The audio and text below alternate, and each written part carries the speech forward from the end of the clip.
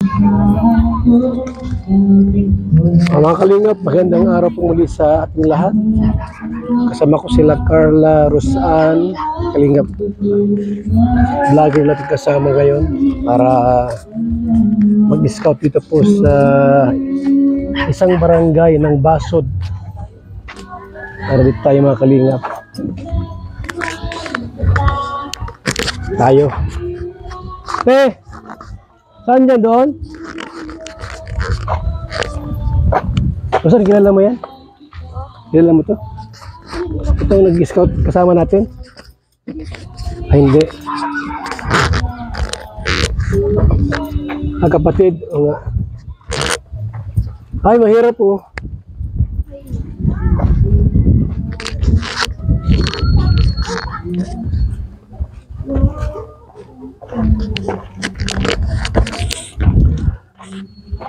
Ay, ito. Nasaan si nanay?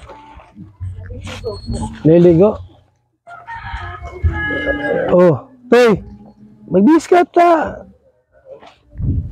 Mag-donate ka, Toy. Tika, ano mo to? Ate, ano mo ito? Kapatid mo. Ay, yung asawa niya. Masya kayo dito, Carla. O saan? Ito, may dalaga, oh. Ay, ang hirap talaga pag nagkasawa ng bata pa, no? Ate, natang na po kayo. Te, may 50 ka na? Wala po man. 30. 20. Bata pa. Anak mo to? Ilan ba anak mo lahat, te? Nasa si mister? Ba't bahay mo ito? Nakikian lang tulog. Bahay ko ng mama ko. Bahay. Teka, ano mo to? Ito. Pamangkin mo? Baka meron kanya mahanap na lalaking gwapo at naghanap ng jowa at wala lang jowa, tagal na. Naligo pa, ate? Ano kaya? Baka bukas mo matapos yan.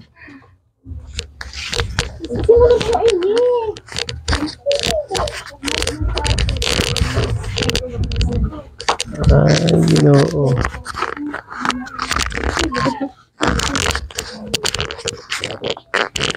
Hindi ka na mag-i-eskwela? Ilan taon ka nag-asawa? Ilan taon ka nag-asawa?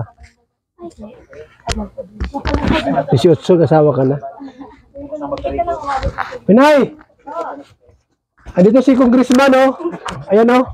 Congressman po ng, Mandaluyong. Sa loob ng Mandaluyong. Nasa si Mr. mo, Nay? Ikaw po yan. Tawagin mo, Nay, kung anong, andyan si Congressman.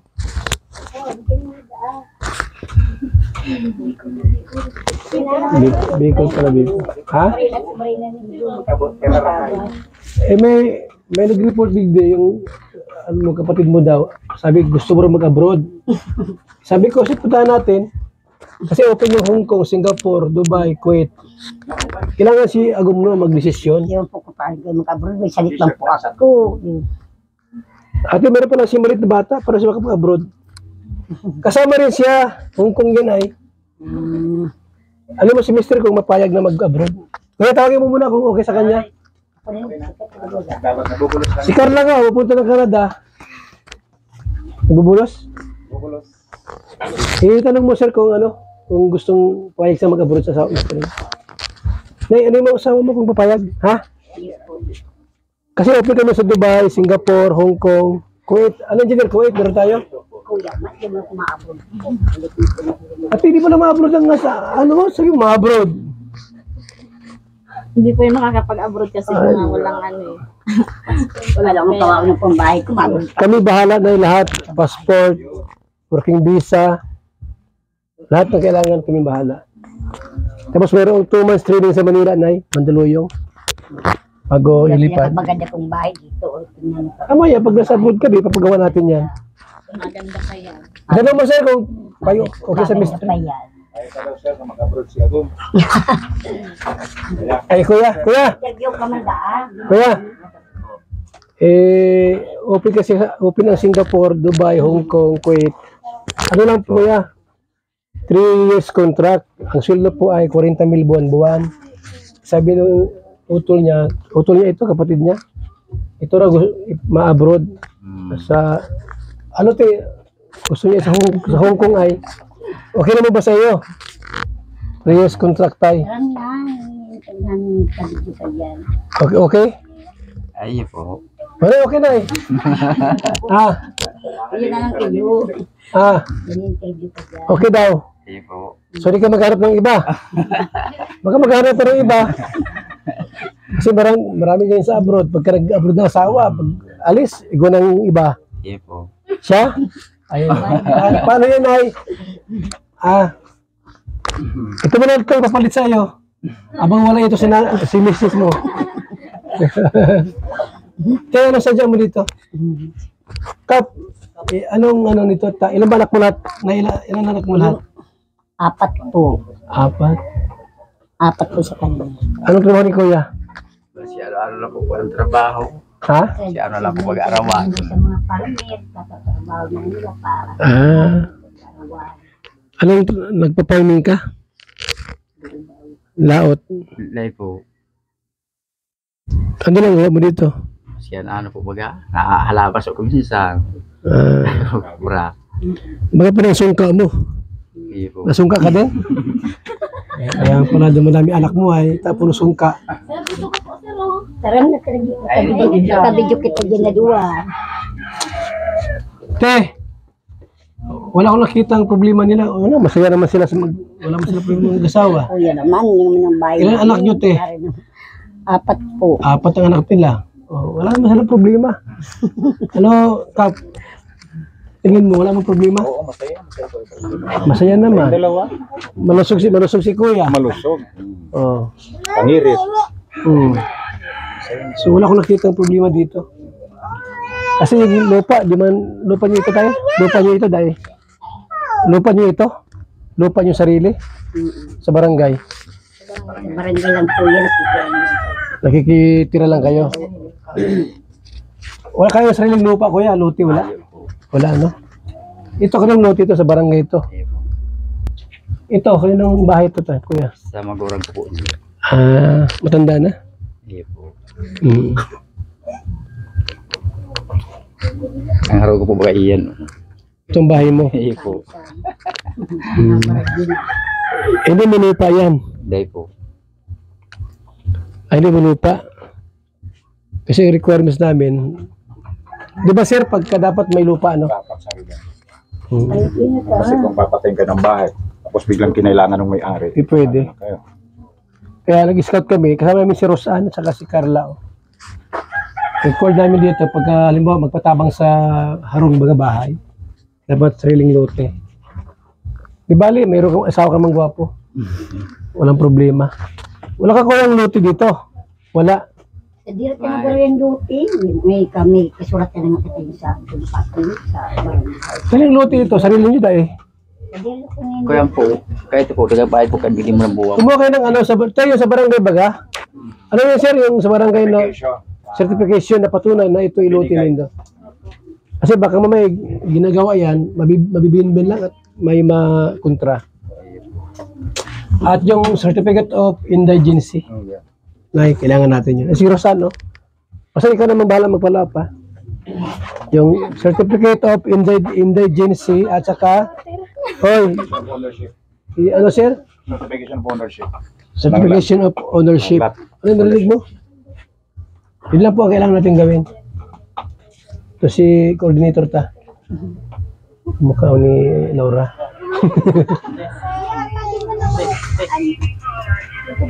Anak mo to, te?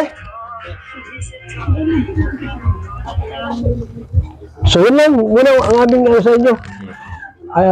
Certificate of indigency at saka yung certificate of ownership ng lote. Pag okay na ito, ilang square meter ito bahay nila? Ilang square meter yan? Nasa ano lang po garo ini. So, is po garo. 8 by 10? Ilang square meter yan, kuya? 80. Isang lote. Hanggang doon yun? Doon sa dulo. Hindi, iba yung sa likod. Hindi po, isang lote po, 3 bahay po yan. Anong Kay bahay to? mama. Sa pamangkin ko din po. Oo. Ibig sabihin, walang 100 square meter yung lote mo kasi yung iba may-ari, iba itong bahay. Eh po. Yung lote nyo, mayroon pang nakatira sa lote nindo. Ano na yun, oh? Ito, iba ini. Iba ito. Iba duman. Malaking problema ang ano nyo pala sa lote. Kasi maraming nakatira. Maraming nag-uukupa. Baka gawin nila. Tatlo kayo dito, tatlo. Eh po. Di, wala na. Maliit pa pala ang ano nindo. Tingnan natin. Space, maliit na kuya. Mads, Yes, sir. 80 80 by 80 square meters. 8 by 10. 8 by 10. Ang problema, Sakop na sir, yun, isa. tatlong pamilya ang may-ari. So, medyo Wala na, maliit na masyado yun. na masyado. Tapos baka mag 20-25 na O, lang. kasi di mo pwedeng lahat yung ipagawa mo at may bahay pala dyan sa kabila. So, halika rito. Ito ang isa sa mga problema natin dahil parang conjugal property. Di man. Sa isang lote ate, tatlo ang nakatira. Eh, kasi pag tatlo, yung 80 by 10, i-divide sa times 3. Wala na. Maliit na masyado yung bahay po nila. Wala po, nag-ihi po kasi sa barangay ng lote, wala na po may. Tapos, ito yan. Sinong nauna dito? Ha? Sinong nauna? Ito pong mama ko po, O nga. sa Asia po. Pangalawa. Ay, zero. Kasama ito pala sa 80 by 100. Opo. Kasama ini. Kung 80 by 10, masyado na malaki. Abot na ng 100 meters na. O 100. Hanggang doon. 100. Mga 100. Hanggang So ini, 50 lang ini. Kabila. Tapos sa 50, tatlo ang may adi. Sobrang liit na. Maliit na masyadong space. Maliit na masyado, no?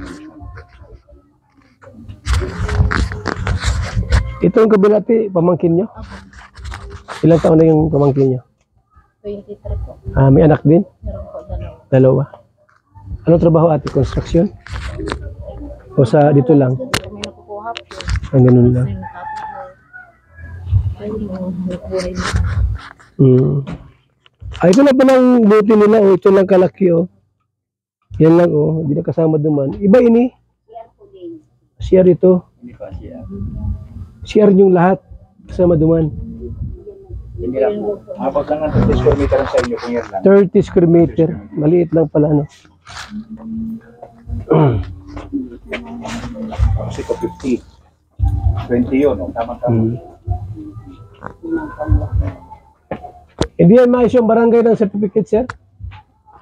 Maliban na siguro kung mayroong mag-giveaway, ibigay sa kanila yung kabuuan. Yan, pwede yun. Kasi di ako pwedeng bigay ng ganun lang kalaking, ano.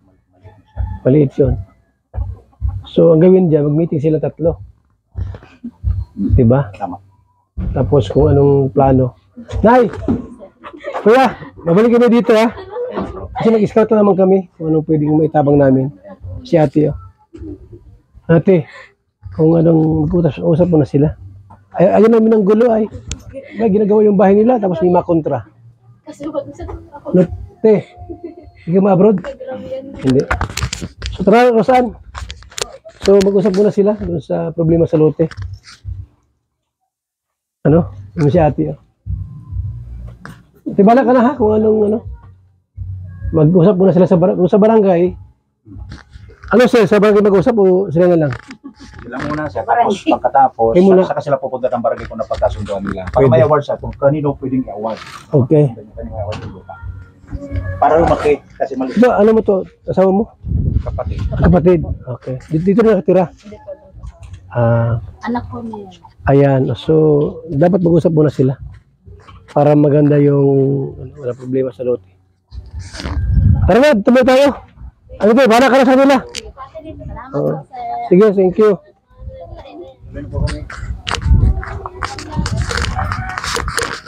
Isang lote, marami. Tatlong magkasama dyan, no? Sa isang lote, tatlong magkasama. Sino ka ang bahay? Salamat po mga kalingap. Mabuhay po tayong lahat. So, na-scout dito tayo. Mga kalingap.